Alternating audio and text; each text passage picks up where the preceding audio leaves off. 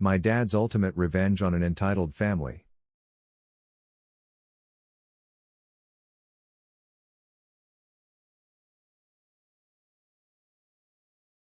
Backstory.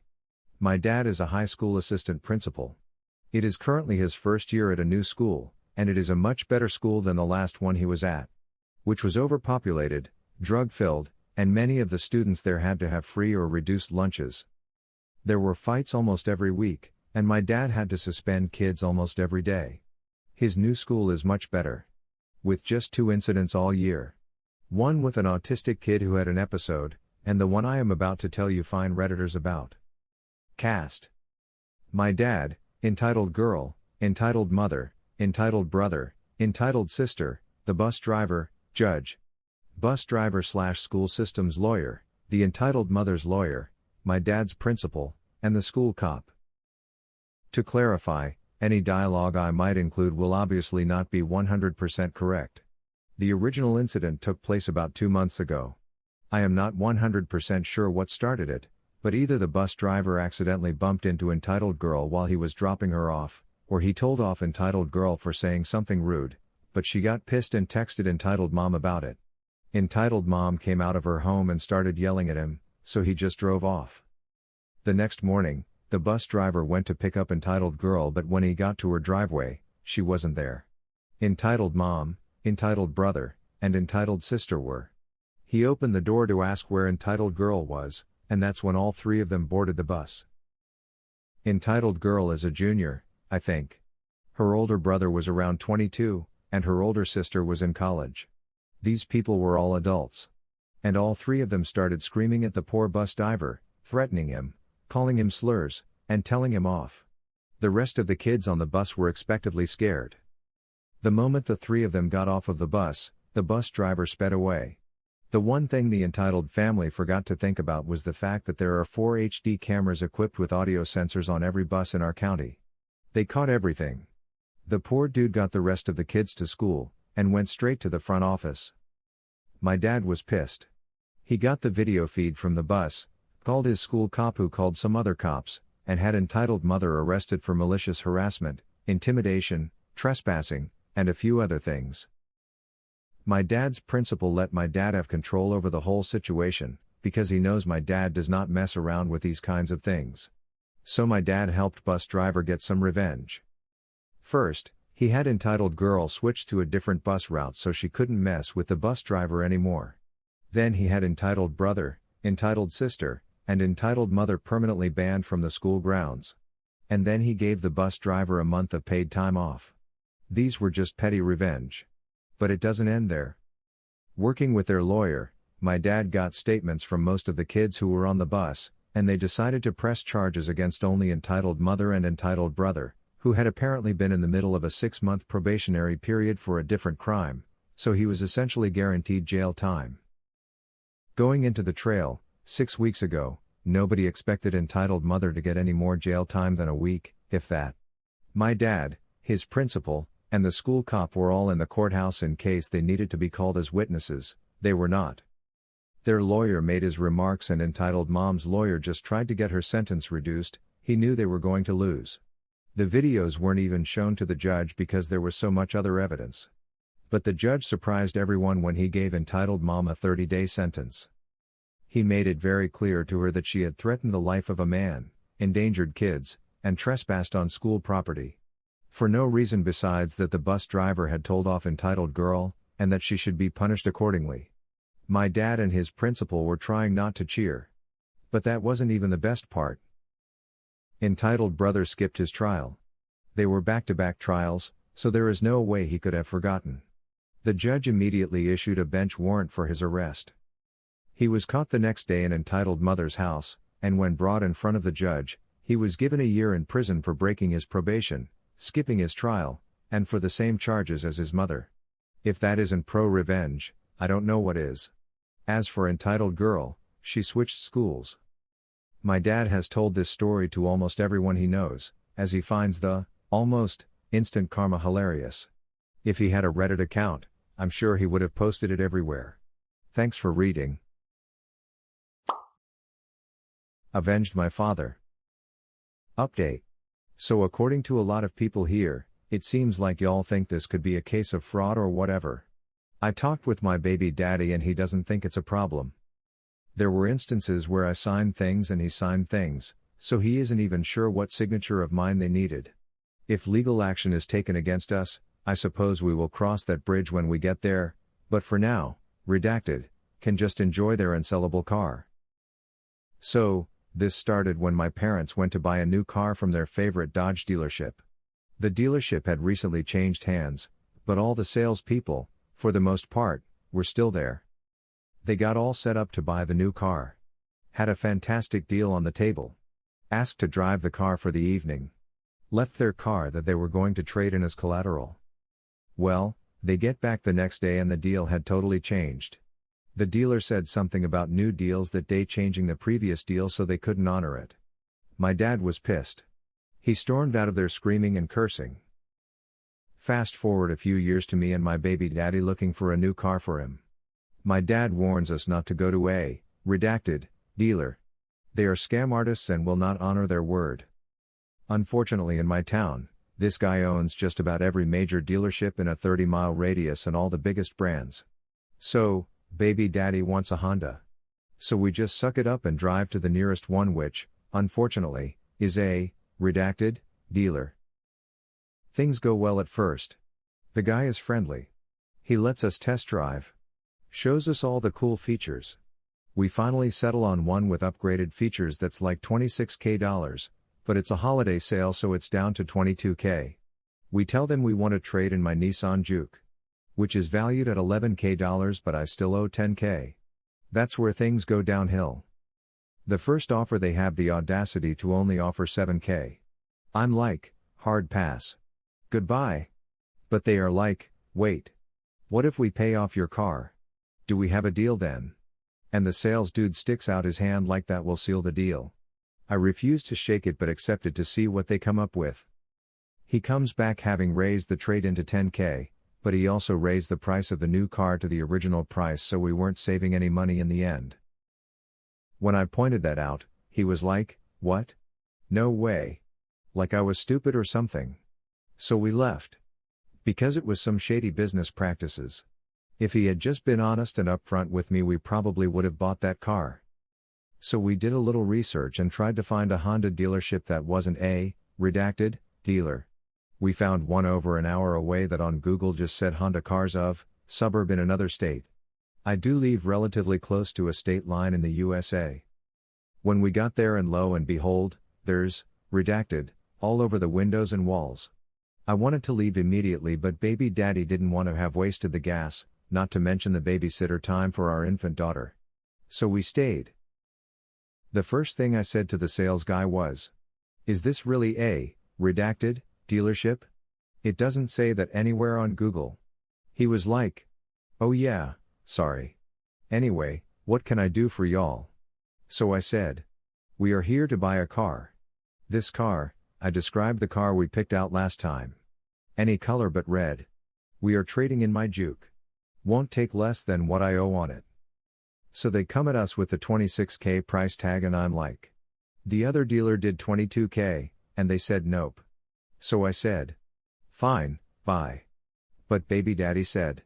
No. Let's just buy it. So we did. We get to the room with the finance guy and my dad always taught me to make them throw in gap insurance before I sign anything. So I say. Okay, fine. We will take this deal if you throw in gap insurance? And I didn't even get the word insurance out of my mouth before this creepy, perfectly white-toothed, douchebag finance guy literally sticks his hand in my face and says. We don't do that. In a loud booming voice. As a woman, I was terrified, but I still managed to squeak out something along the lines of. That's a lie. Like honestly what kind of car dealership doesn't offer gap insurance? Then he goes. Ma'am, don't question my integrity. At that point I just stopped. Well, since baby daddy was the one buying the car, I just shut up and let him sign his life away, except I wouldn't let him buy any add-on packages from that douchebag, and got up and left when he was done. They kept my car and we drove home in his new one. A couple days later they paid off my Juke. Thanks for the credit score boost. But, Then they started blowing up our phones. They started sending letters every day. Apparently, one of the things baby daddy signed was a right to buy the juke. But, he didn't have the rights to sell that car. I did. They need me to sign because without my signature they don't have my permission to sell my car. Technically, because I didn't sign that paper, the car is still mine. Their calls and letters have been begging me to come back down to sign, or to go out of my way on one of my days off or on a lunch break to find and pay a notary for their screw-up? Yeah, no. I don't think so. So now they have a car they put $10,000 into that they needed to sell fast because the value just keeps dropping. Soon it will be worth less than they paid for. And, it will just sit there forever because, redacted, is nothing but a building full of rude jerks. TL.DR. Years ago, my father got scammed by a car dealership and told us not to buy from them when we were shopping for a car. We didn't listen and got scammed ourselves. But, I get the last laugh because the car they bought from me is still mine because I didn't sign the papers. So now they just have a $10,000 piece of art rusting away on their lot, as they can't sell something that isn't theirs. I finally got revenge on my dead father. Before I start, I know I'm a giant a-hole for this and I don't really care. I'm kinda drunk from last night still. My dad basically vanished from my life when I was 9. He had just gotten a massive promotion and was going to be bringing in a 6-figure salary, but, oh look at that, he met someone younger and prettier than my mother and bounced. He used his newfound wealth to make sure that he never paid alimony or child support, leaving us destitute while taking his new hotter woman and their daughters to the Caribbean and Europe. Well, recently he got cancer and while on his deathbed, decided what he really needed to do was find me and give me a non-apology that basically came to, well, you got rich anyway, so what's the harm? Ignoring the fact mom worked herself to death, and my grandparents had to come out of retirement to keep us off the streets, considering he managed to settle my mom with all the debt that went into building his fortune. I called him every name under the book, told him he deserved the painful death he was going to have and left. After complaining about this to my father-in-law, he informed me I definitely had a case to sue dear old dad's estate after he died, on behalf of my mom for all the money he didn't pay in child support and alimony, and one of father-in-law's buddies from law school has a raging justice boner for those kind of cases. Well, one meeting with this guy, I had a lot of emails back and forth from my dad and mom. Her begging him for money and him mocking her. We file suit once daddy kicks the bucket, and holy legal curb stomping Batman the judge gives us everything and more. The entire settlement was larger than the total value of Pop's estate. Just on Friday I got the last piece of his assets. It takes forever to do a full asset investigation, his house. The big beautiful beachfront house he bought for his second wife after she got pregnant with their first kid. She insisted on turning over the keys herself for some reason at the house. So I stood there with a pair of cops, my wife insisted, and watched this home wrecker and her 3 kids hand over.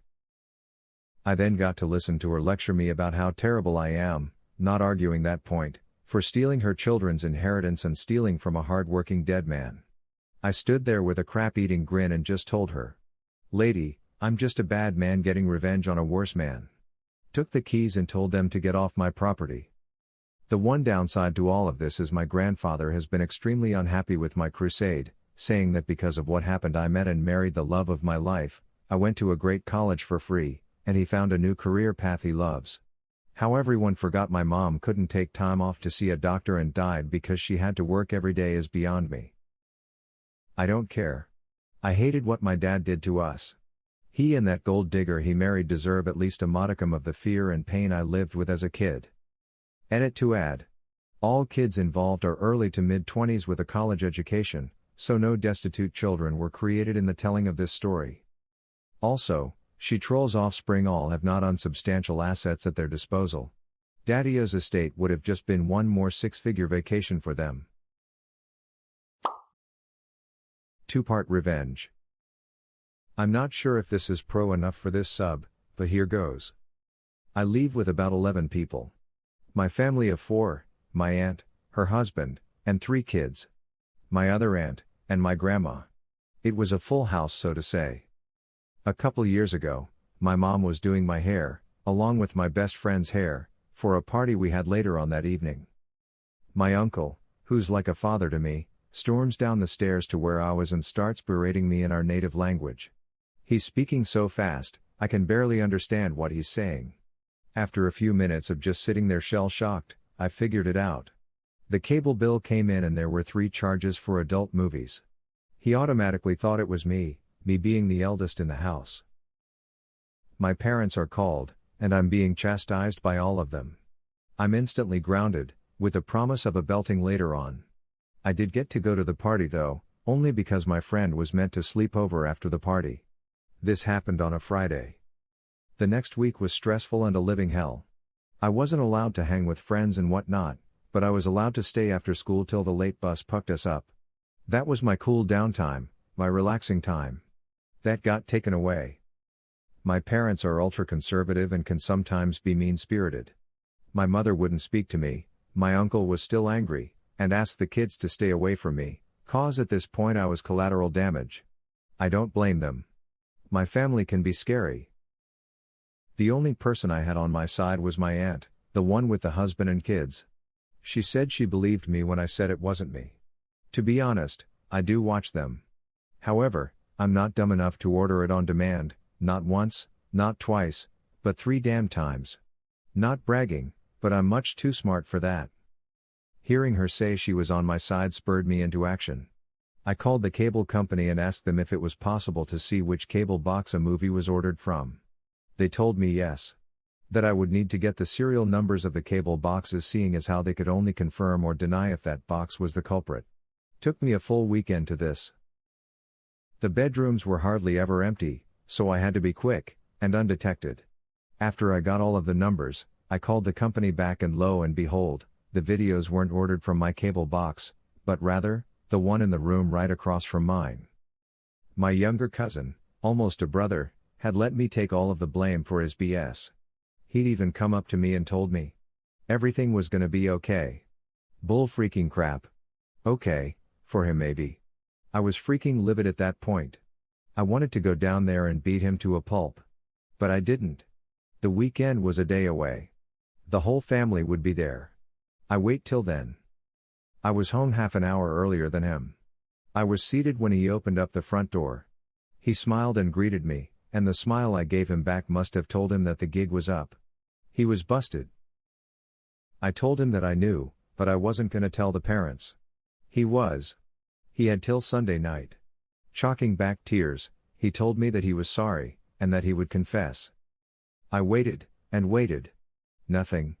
Saturday passed by, and not a word was spoken. I did hear his parents ask him if he was all right. He did look a little ill. Sunday was the same thing. I waited and waited, but the poor dude refused to say a word. I confronted him and told him his time was up. He begged me to tell them instead, but I wanted to punish him.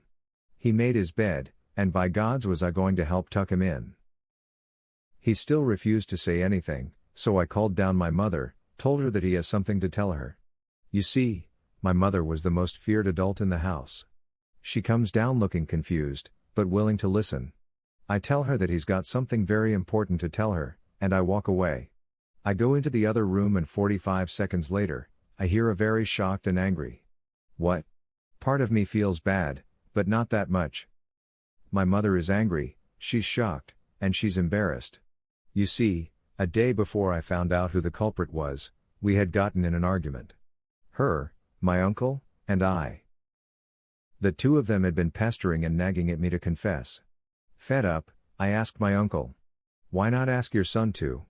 You're breathing down my back, accusing me of something I didn't do, yet you haven't asked any of your kids any questions.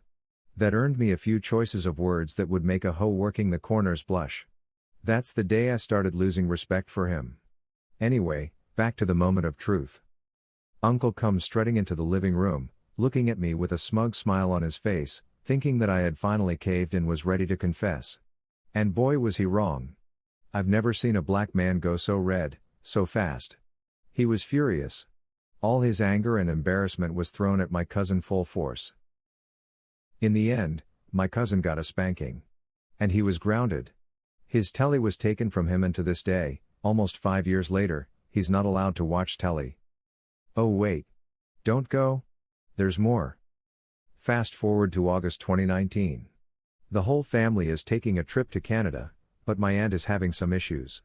She had recently lost my cousin's immigration papers, so he can't travel anywhere until they get new ones.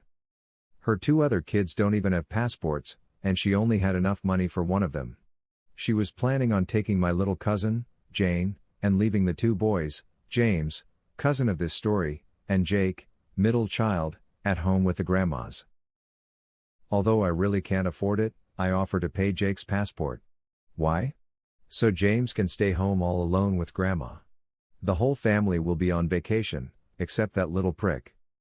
Revenge is like good pizza. Great while it's served hot, but still oh so good the next day even when cold. Yum! Edit. There are a few things I'd like to clear up. Some of you think my family is abusive, but they are not. And no, I don't suffer from any kind of Stockholm Syndrome. We may not seem normal to you, and why should we? We come from a country where it isn't illegal to beat your child as an act of discipline. They even sell belts just for that.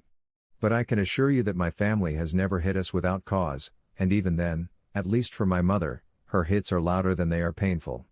It's more for show than anything else really. This is the norm from where I come from. However, my parents have changed once seeing how things are done here. Now, if there is a problem, it's talked, yelled out, phones are taken away and such. I haven't been hit in years, and nor has my cousin. I don't know many abusive parents that can admit when they're wrong and try changing their ways. Also, as for my cousin, the number one reason he doesn't have a telly in his bedroom is because his room is in the basement. His room was moved down there not as a punishment, but because we renovated and added 2 new bedrooms down there so he could be somewhat more comfortable. Where his room, the TV can get flooded. So he watches TV in the family room, or mine. He did something bad, faced the consequences, and that's it.